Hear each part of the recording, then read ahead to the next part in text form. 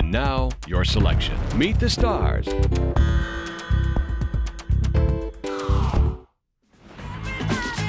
Melanie Carmichael has it all. She's the hottest designer in the fashion world. She's dating the son of New York's mayor, and she's about to get the proposal of her dreams. Will you marry me? Oh my God. But before she can tie the knot, I'm in Alabama. she needs to tie up one loose end. Get your stubborn self down here and give me a divorce.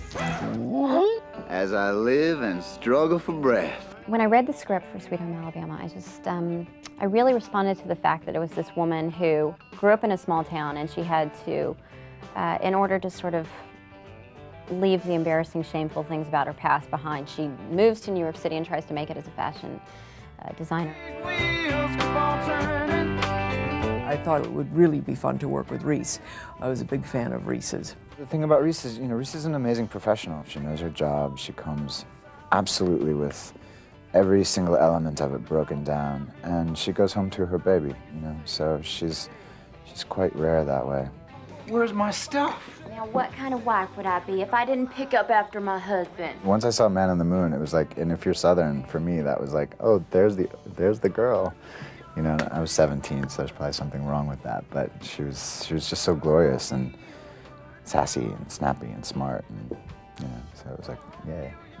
We had a really good time working together, and I was very fortunate to have such a great cast in this movie.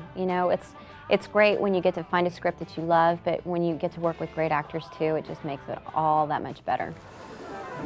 Andrew? Yes.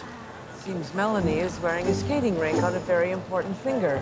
Your Honor, if it's all the same to you, I'd really like to... God! You're engaged? She's so professional, and she, does it with no fuss, no nonsense, no baggage, no entourage.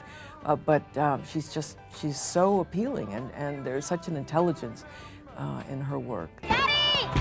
He's about to surrender! Thank you! Sometimes when you get Hollywood movies about Southern people, they're about the funny things we think about Southern people, they're ignorant or they talk funny, but it really represents the sort of Southern values that you really respect. I'm totally from small towns, and I live in New York City and love New York City, so it's a funny kind of mix, I would say. I always feel a little bit like a fish out of water in the South, but I do find it fascinating.